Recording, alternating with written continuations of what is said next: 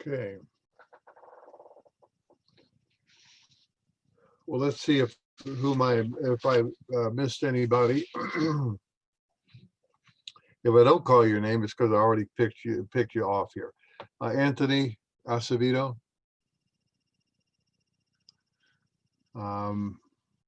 Faisal.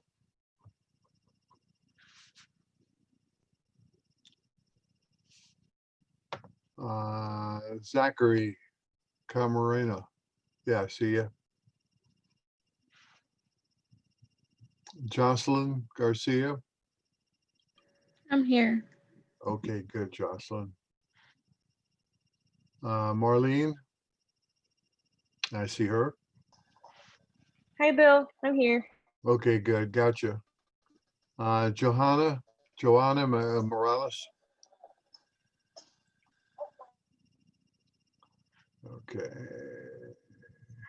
Clifton. Clifton. Yeah, okay, good. Thank you. And Noah, I think I saw you come in, Noah. Yeah, I'm here. Okay. Good. Very good. All right. We have several different things going on. I did lose my power for 24 hours, and if you happen to check your announcements early, I did put out an announcement saying I might not be able to get on, but our power did come back on at 4 o'clock. I'm up in the mountains, so it had nothing to do with what went on at school, but I think the school one today probably had something to do with the wind. And Southern California Edison is really very cautious about the wind and fires caused by by electrical lines because they're responsible. I think I told you that I had a wedding this last weekend for my grandson. And that originally had been scheduled for New Year's Eve, but everything had been moved on account of all of the problems with COVID and all the whatnots, because we had people that just would not want to come, no matter who it was, because of social distancing and all the rest of that stuff. So we ended up having it in my new granddaughter-in-law's house. And part of my family stayed Friday night because it was down in Irvine. We stayed a place near there, and it was the corner of Santiago and Silverado streets. And the next day, of course, that was where that big fire is down in Orange County. So I hope the house that we stayed in survived. It was let's see, an Airbnb, but it was nice, but it was a rustic place in a rustic setting. So they could have been in a high danger area there. But everything else went off as planned. So tonight we have somebody doing teams or Article C. Or, are you all set for that? Yes. Okay, Balin, and who else do you have with you? Wilden and Pablo.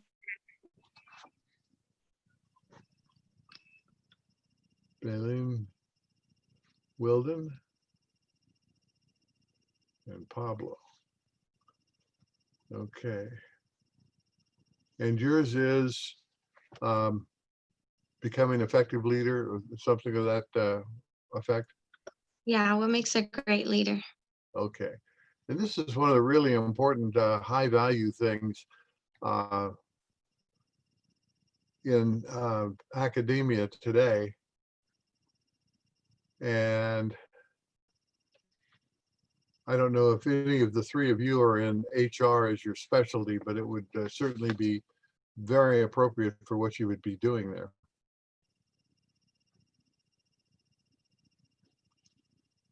And the big word is empathy, right? Right. Yes. Okay. Well, before I preempt you any further, I'll let you take it away if unless there's anything else you need. Okay, I'm gonna share my screen. And you're going to, okay, good. And I'm going to move myself up in the corner. Do you want everyone else on? I believe so. Okay.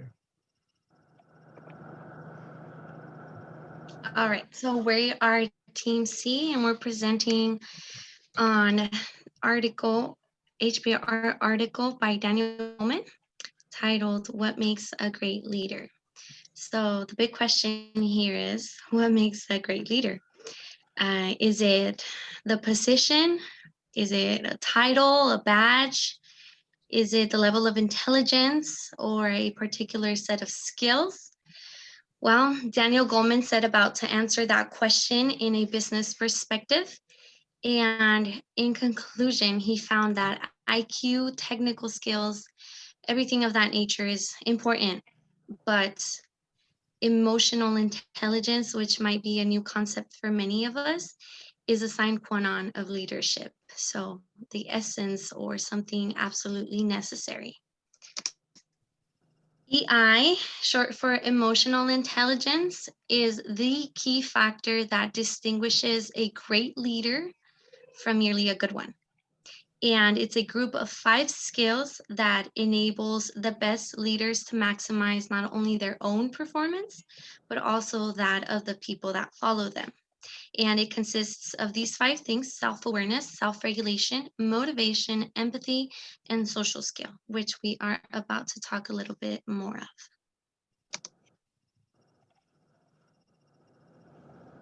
of. And self-awareness. Self-awareness is the deep understanding of one's emotions, strengths, weaknesses, needs, and drives.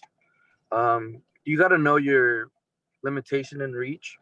So, for example, that's why I wrote "Know thyself" on the PowerPoint, because you got to know exactly what you are capable of, and what you are good at. So, for example, speaking up in areas you excel in, but avoiding weak territory, as in let's say I'm in finance and I try to give in my own opinion or what we should do for for the marketing aspect of the company, and that's gonna be obviously like a horrible battle for me to fight, because obviously I don't know much of it. And it makes a leader because if they are aware of their own limits, then they know they won't do anything that like to jeopardize the company that they're managing or trying to get um, up there. Thank you. Right. So self-regulation. Self-regulation is the ability to control or redirect destructive impulses and moods. It involves controlling one's behavior, emotion, and thought in pursuit of long-term goals. So why it is important? Because self-regulation relates to the ability to control destructive impulses and moods. It essentially in diverse way. It enables individuals to think critically and provide an enabling environment for work to thrive. As such, it reduces the incidence of fire at work, which lead to increased production scales and productivity. So example for it is like, let's say there is a meeting between the executive and the employees. So leader with self-regulation doesn't bust the employee for bad performance in public or in front of the other people. Instead, they can just like call them individually and let them what they did wrong or what they could improve on that meeting. So individual with lacking self-regulation may possess negative emotion at work, drastically reducing the productions, lack self-confidence and self-esteem, and have trouble handling stress and frustration. Often this might lead to like stress, anger, or anxiety. So why makes a leader? First of all, people who are in control of their feelings or impulses, this is people who are reasonable, are able to create an environment for trust and fairness. Self-regulation makes a leader because it enables people to master their emotions, freeing them from being prisoner of their feeling. Thanks. All right, so the third ingredient of emotional intelligence is motivation.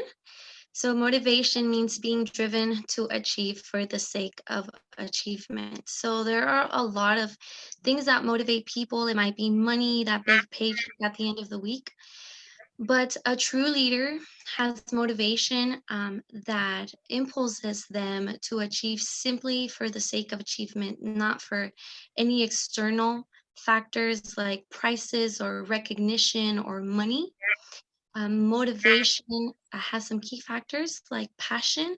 So, a person that develops a big liking for their job, optimism, which means that they are always positive, even in light of negative circumstances or bad news.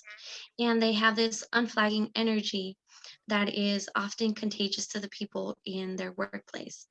An example of motivation actually being put into practice is that of a portfolio manager who had very successful years, but suddenly her fund tumbled and many of her clients took their money and put it elsewhere. So she lost clients and she lost business.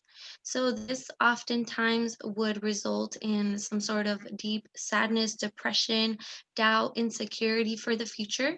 But a great leader who has motivation will turn this failure into an opportunity, not only to prove it to themselves, but to prove it to the world that they can come break through after failure, and they can also learn. So they take it as an opportunity to learn and apply this newly acquired knowledge for future opportunities that will lead them to success. And the reason it makes a leader is because the business world or the market, it's always fluctuating. One can never predict like 2020, right? This whole COVID. So leaders who have motivation, even in light of defeat, are able to overcome the feelings, the emotions that might come after failure and continue to lead their company, in an upwards direction.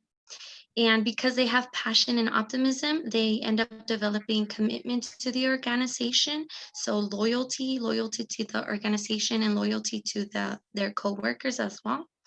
And when a person is motivated to achieve for the sake of achievements, they will end up setting a performance bar for themselves and for others. So this creates an environment of productivity and achievement and results in a company, which is what every company wants. All right. This one's empathy. This one means considering feelings along with other factors in the process to make intelligent decisions.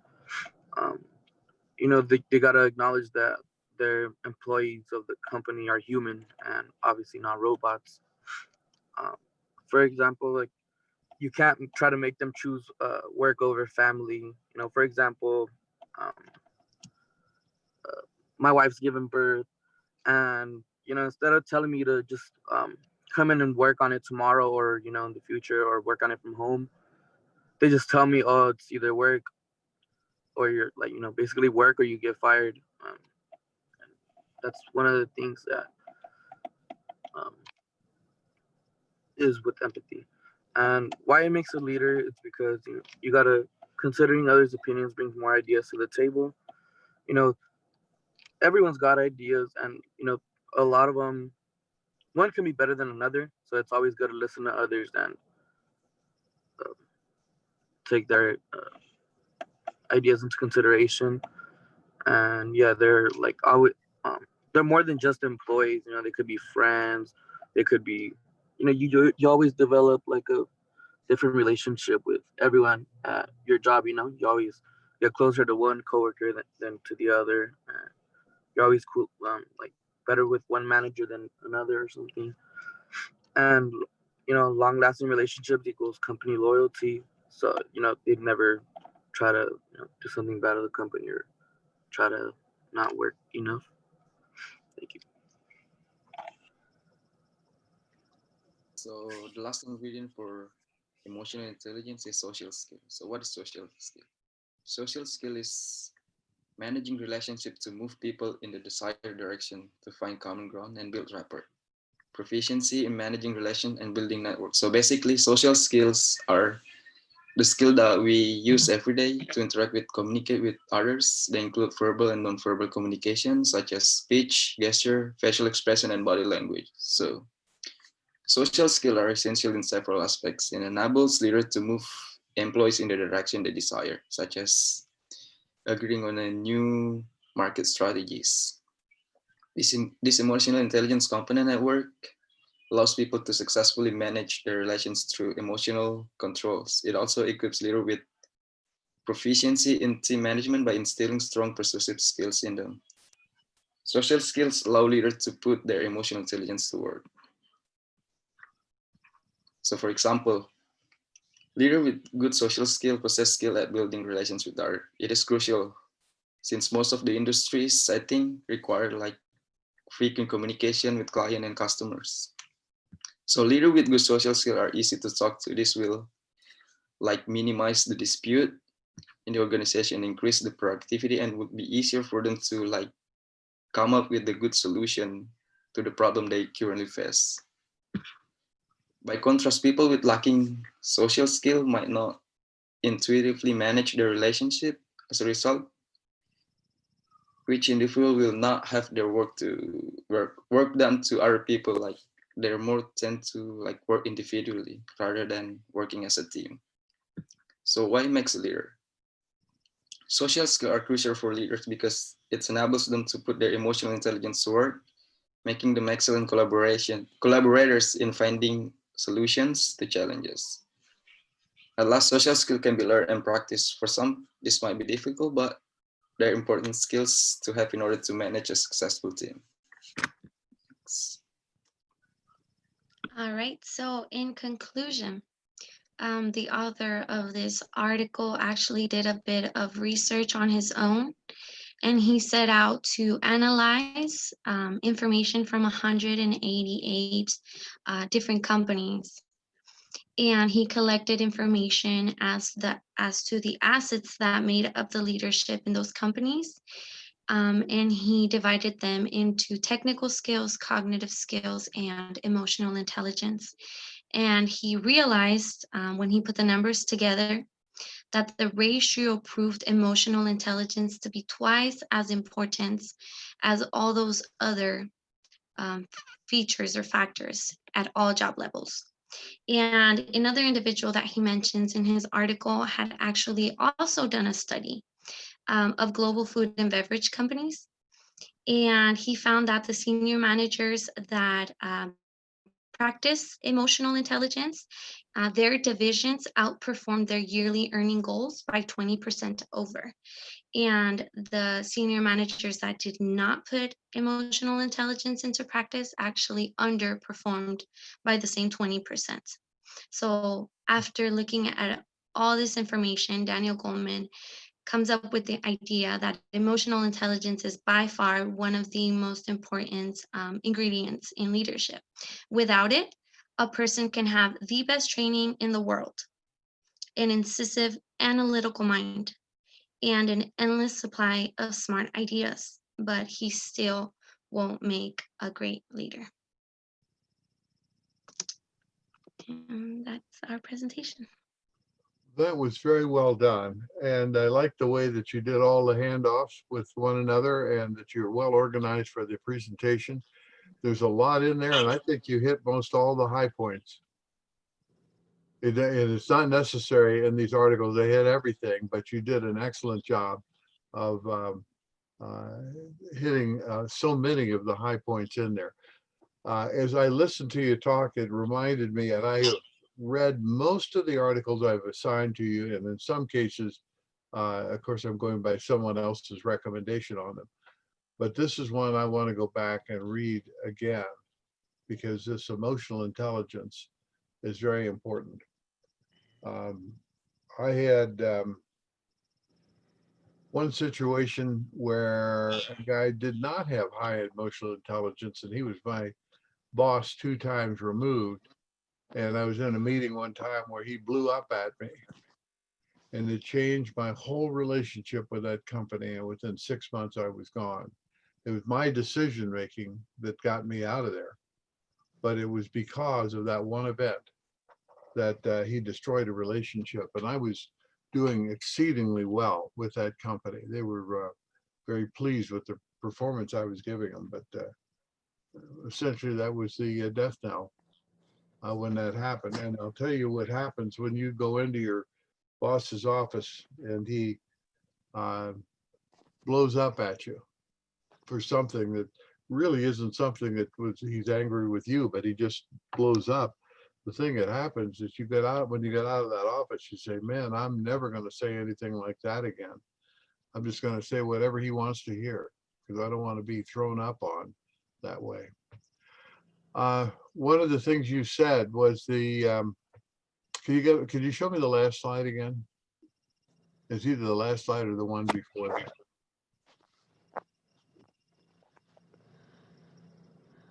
Okay. Go back one, the one that Weldon did at the end there.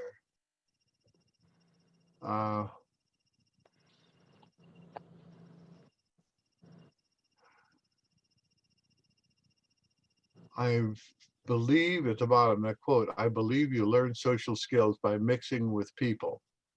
And that's the big thing that you are being robbed of in this online environment. You are not getting the mixing with other people. So that's one of the reasons. Now you can take that slide off, Balin. Thank you. That's one of the reasons I like to have you open up your window shade there, because although I can't reach out and touch you, I feel much more involved with you when I can see you. So give me a break and open up your window shades. Thank you, Marlene. Thanks, Zachary, George. Dulce, you got to get your head up a little higher. Stephanie, Noel, Noah, Maritza, Oscar, Christian. Seen you several times, so you know I feel when I get a chance to see you, I feel a sense of identity with you, and it's very important to me that I have that relationship with you, and I hope you feel that way too. That I'm something more than just some guy that lectures all day long.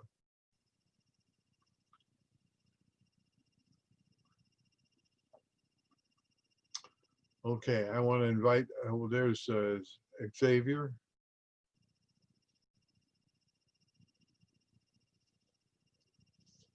Invite all the rest of you to join with me in that.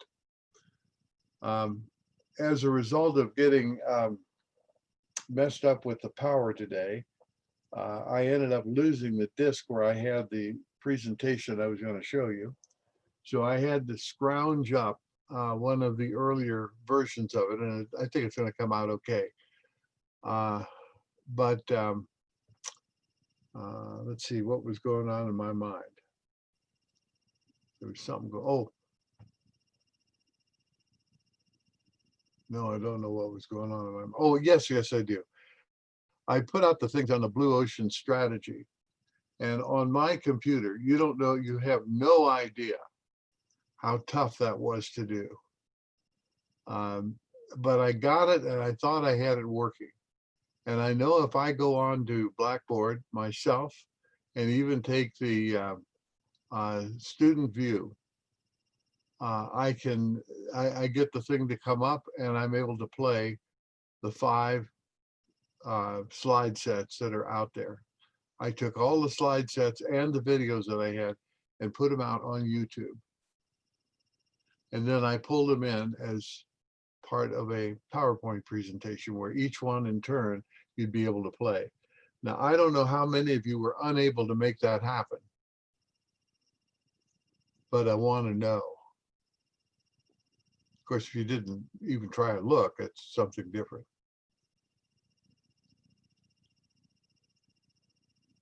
For me, it worked just fine. Okay. Yeah, I was able to get into them too. Yeah, same here. Okay, good. I was not able to see it. That's George? Was that who said they were not able to see it? It was Zach. Oh, okay, Zach. All right.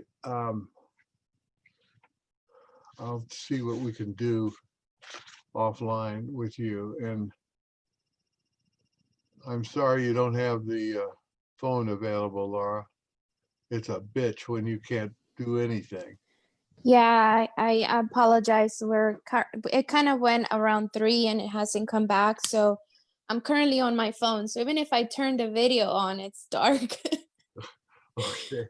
So Well, I couldn't even use my electric toothbrush this morning. yeah, it sucks. Yeah, nothing works. Everything seems to be attached to electrical. Yes, All right. unfortunately. Oh, yeah. But it's a big world out there with all that electricity stuff. So, all right, I'm going to start. What I've done is I'm going to show you some supporting material that originally was to be supporting material for enterprise. And we are going to do the enterprise case next week. Now, if things go right, what I will do is I'll be showing the same material, but it'll be in relationship to Ikea, which is the case study we have after enterprise. I will be putting out a series of questions that are to stimulate your thinking. So when you come in on Thursday, you'll be able to hopefully be able to have a little more insight into what makes enterprise special.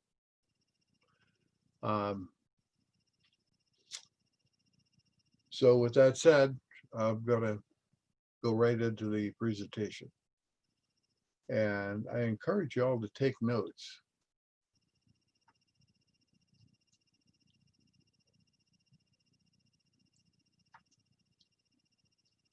So this is kind of how I have felt today.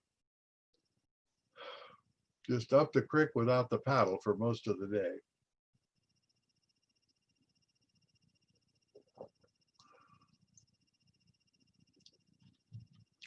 So what we're going to do is look at Porter's ideas on a sound strategy. And this is something, if we were to pick a half a dozen cases that involve strategic thinking, it'd come back to Porter's ideas. And one of the things that he has in the book, as I suspect you're aware, and by this point, I hope that you've finished the entire book and have been ready to move on to Christensen's book, because both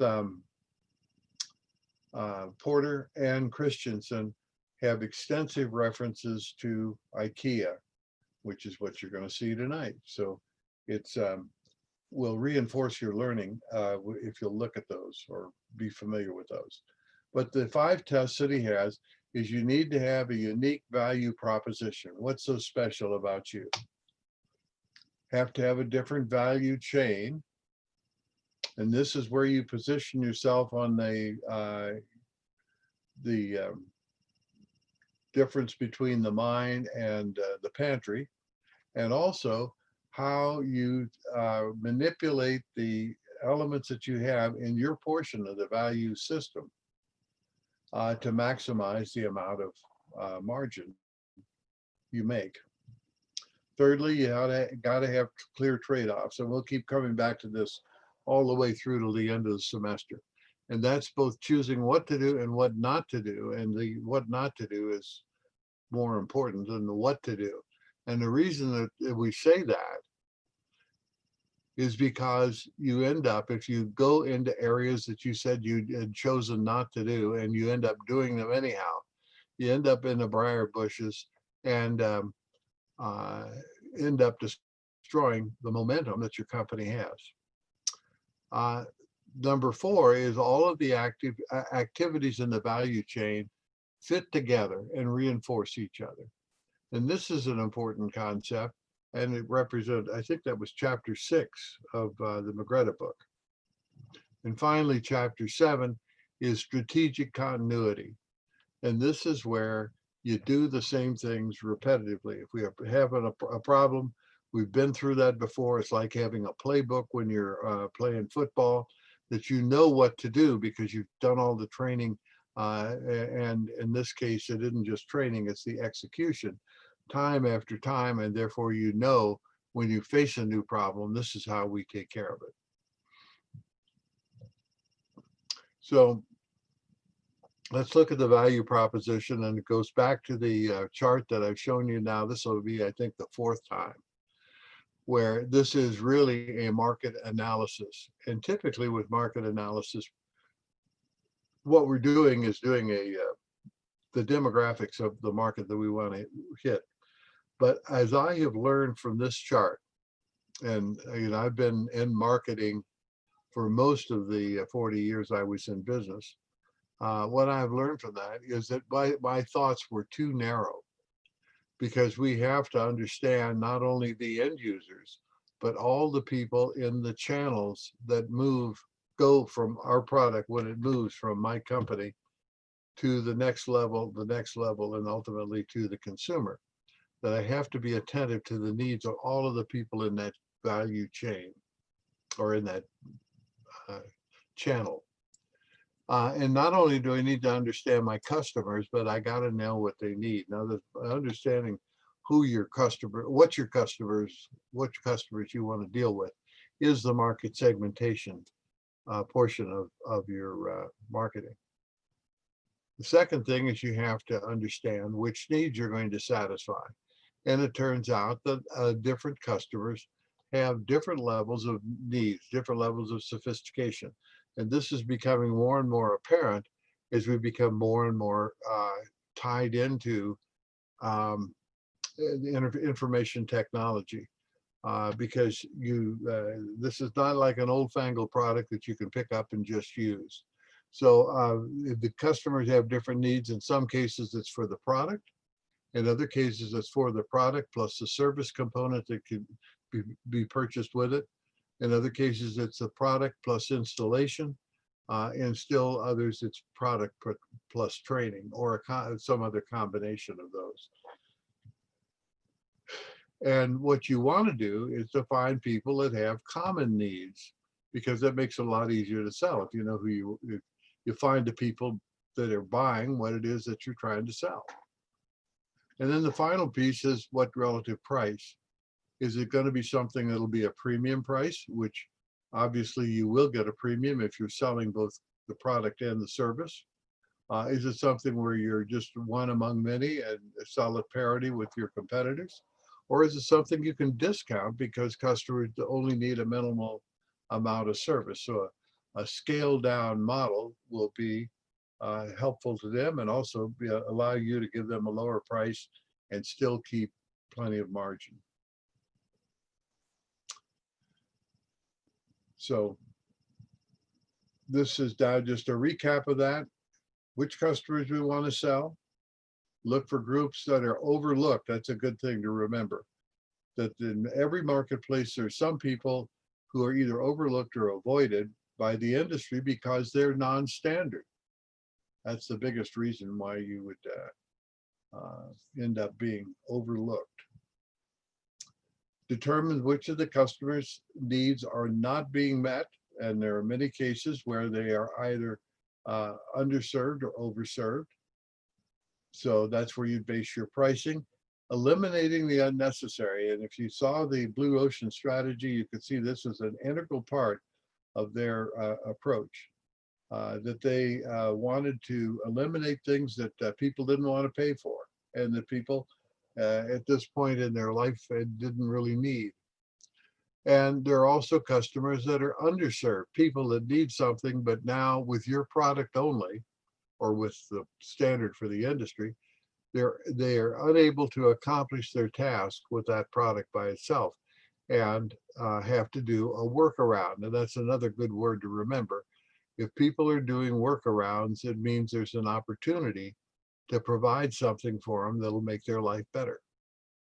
So, in fact, I talked when you end up with competition to be the best, one of the things that gets sacrificed are the needs of those people who end up being underserved, because you eliminate some of the things that are unnecessary that some people like.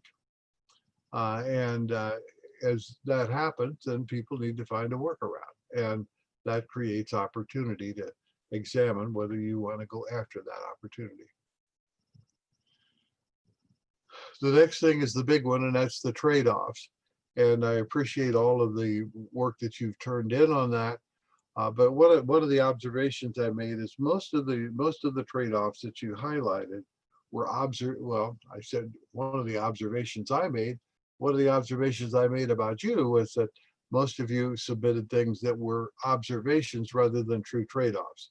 And that's fine, because I want you to be thinking and learning and figuring out how to do these concepts. I did not get any of these the first time through. And I had a lot of experience when I started looking at this stuff. So a trade-off is where you have to give up something in order to get something. And we should be able to understand both sides of that transaction. Sometimes the features that you're going to offer or that a competitor offers are incompatible.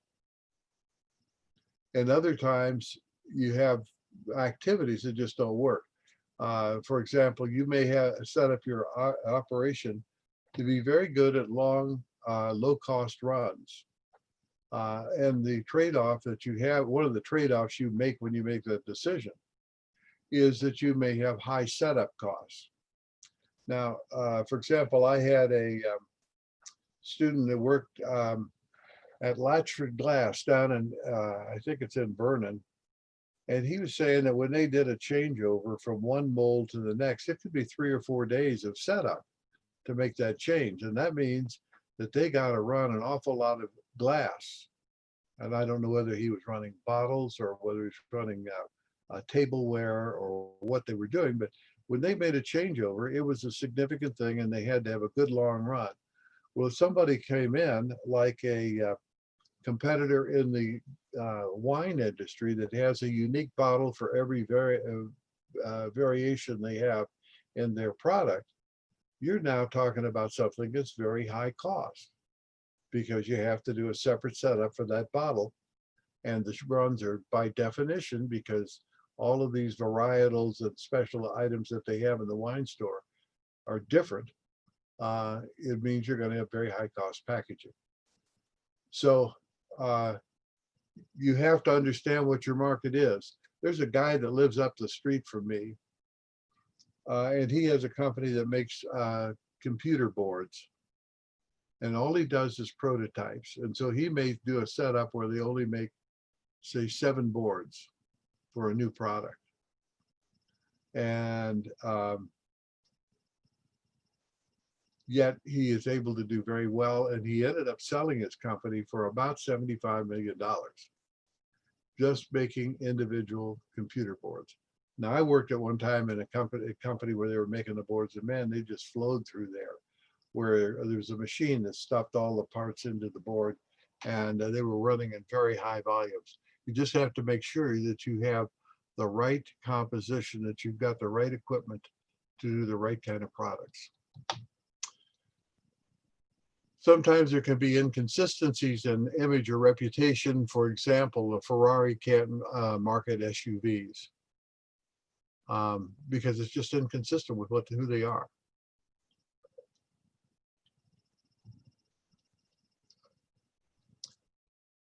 What happens with real effective trade-offs is it stops competition. And that presents the problem of straddling, which we talked about with regard to Continental Airlines and their attempt to match a low-cost offering with Southwest low-cost offering. And the problem that they ended up having, because they ended up screwing their mainline customers. And therefore they really ended up damaging their marketplace, probably was the reason they went out of business. So we will keep coming back to this idea of trade-offs, but you got to choose what you're going to do, and you have to choose what not to do, and then you got to stick with it. And because someday you'll be the boss, what you're going to find is you will have the habit of getting into things that you shouldn't be getting into because it looks potentially attractive, or because, just like that little boy with his ping pong balls, you're going to pick up every shiny penny on the ground and ending up damaging your company. And you always have the problem, as part of this, with feature creep, where your best customer asks you to put something onto the product that'll make it more better for him. He may even be willing to pay you, but it gets incorporated into your overall product line, and not everybody needs it. And therefore you end up incurring costs without getting a payback. So Porter sums it up this way. He said, strategy is about making trade-offs, and the essence of strategy is, in his eyes, more important, what not to do. Now, the fourth item is fit. And this is where the value of one activity you do is enhanced by the way other activities are performed. And this gives you interconnectedness. And it's a situation where 1 + 1 = 3, 2 + 2 = 5. And we're going to look at that specifically with Ikea here in just a couple of minutes, but we can look at it with regard to Southwest. Now, in your where people gave me trade-offs, if you took those trade-offs, you'd probably see that they were supportive. Any one of them was supportive of several of the others. So for example, everything at Southwest is built around the short flights and using the second-tier airports. Now, you should be saying to me, Bill, we know that Southwest flies out of LAX, that they have a commitment down to Atlanta, and They also, well, those would be two big ones where they were not going into the second tier airports. Why is that? Well, what happens, and you addressed this, Balin, in part of your presentation, is that something emerges over time. Now, Southwest has been remarkably fixed in their strategy and remarkably loyal to what they had set out to do right at the onset of their corporation. But you said that sometimes companies end up with failure, and yet something emerges out of that failure. And we need to be sensitive to that. When you start reading the Clay Christensen book, right in the first chapter, he's going to talk about emergent strategy, that you got everything set up, but then something emerges. And in this case, when Southwest was fully incorporated into the market that they wanted to be in, to expand beyond that, they did have an emergent element of their strategy where they did go into the larger marketplaces. And in critiquing them, when they bought AirTran Air, or when they made a decision to go into New England, the New England market, or when they looked at the possibility of going overseas, none of which I really would have wanted to do had I been in the boss's chair at Southwest. But in all cases, this was a case of an opportunity emerging that was consistent with where they wanted to go. Not a shiny penny on the ground, but an extension of where they were currently going. But to go back then to Southwest and what they did, to reinforce the small marketplaces they were working out of, they used a consistent airplane, that's the 737. And that fits with that idea of short flights and with frequent flights. Then they ended up going to Boeing as they got to be big enough to insist that Boeing do this, and put in a second port on the side of the plane so they could put two service vehicles up next to the plane to do two functions at once, one to add food, the other one to take out waste. And rather than doing it serially with put food in and then a second device coming up to the same location and taking out the waste, they set it up so they could do both simultaneously. Again, it is consistent. It fits with their strategy of quick in and out. We could also look at the fact that they don't have assigned seating, and that lets them load up the planes faster. It saves them some money, but at the same time, it also is supportive. It fits with their overall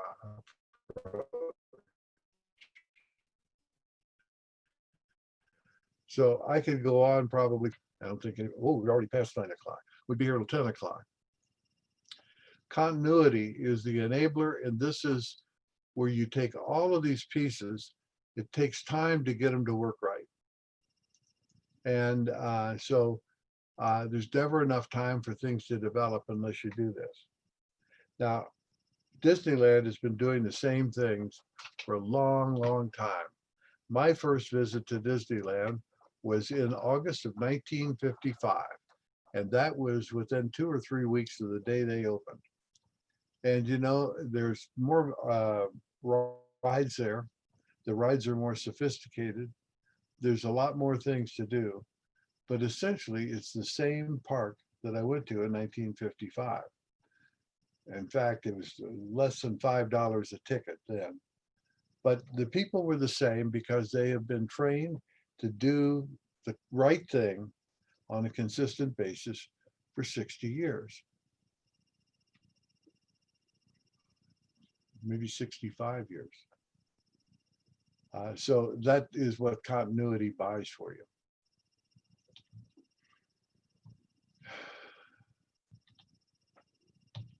I'm stuck here.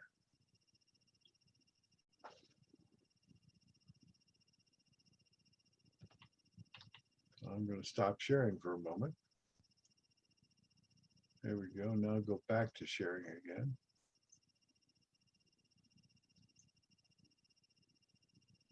Thought I was gonna go back to sharing again, but I'm locked out.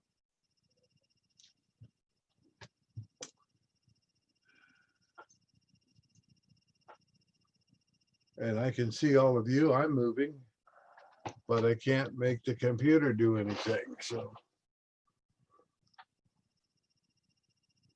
Now I got my little hourglass that's moving around, but I think it's just as plain stuck.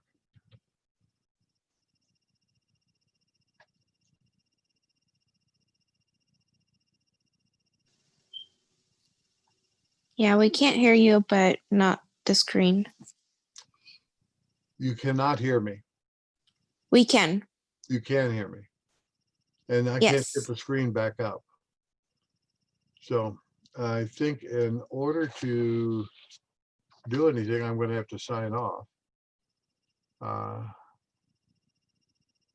gonna give you verbally two things. Where I'm going to go is to take Ikea and show you how they incorporate these, all of these things into their, to get the 5 great things to make the company work.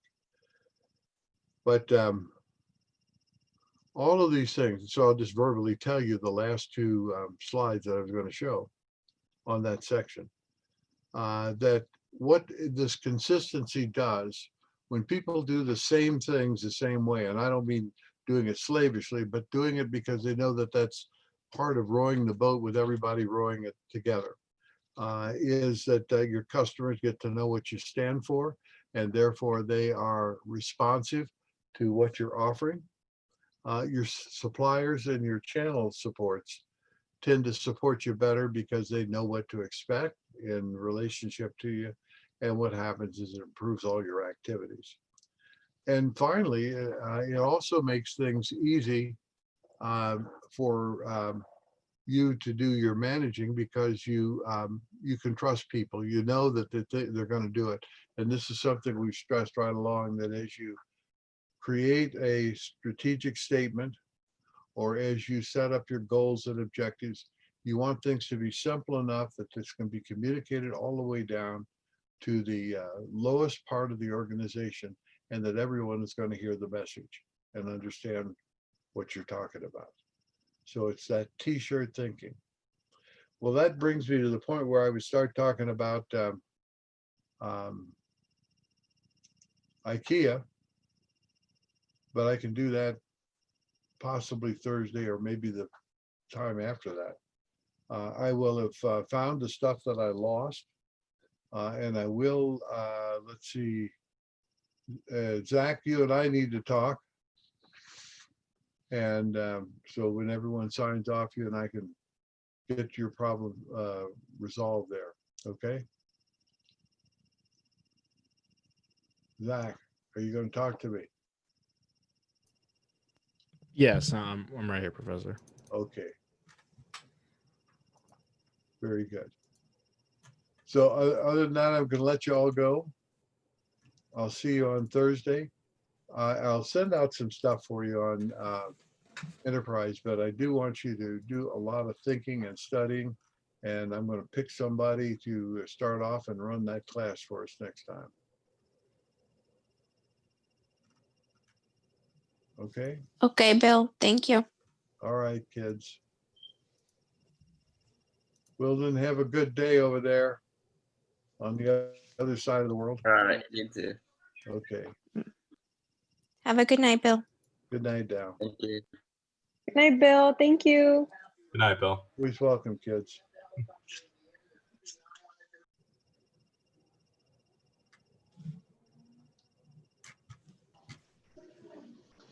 Bill, I had a question. I know you're going to talk to Zach right now, but I had a question about my team. Yeah. One of our team members, he hasn't been like really helping or putting much effort as we all have. Okay. Can you talk to me offline about that? Yeah, of course. Okay. Okay, thank you. We can Bye. get that fixed. And this is Stephanie, right? Yeah. Did you want me to just email you? Well, if you give me your, can you give me your phone number? Yeah. I already have it. Okay. 909 Okay. 827 I'm ready. 2123. Okay, so after I finish with Zach, I'll give you a call.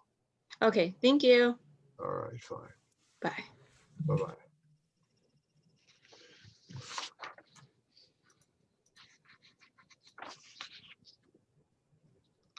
So if there are no other questions, I'm going to sign this all out.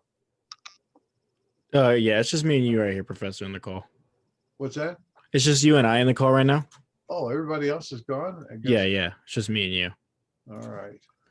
Man, Okay. this thing really froze up. Yeah. It's just I can still see it though. Okay. But when I go to look at the Blue Ocean strategy films, Uh-huh. the most recent one, it's in the file format of PowerPoint, but whenever I click on it, it just tells me that I can't play the video file. All And right. Now everything. what was that, Professor? Get in touch with you. Hey, there we go. Now we're getting down there. Okay, yeah, now I can see you. Let's see if it continues to tell me everything is unstable.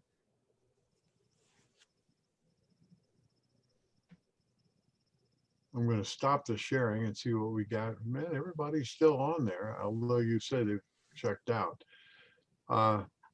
Let me get a separate, because I don't want to have other people talking with us here.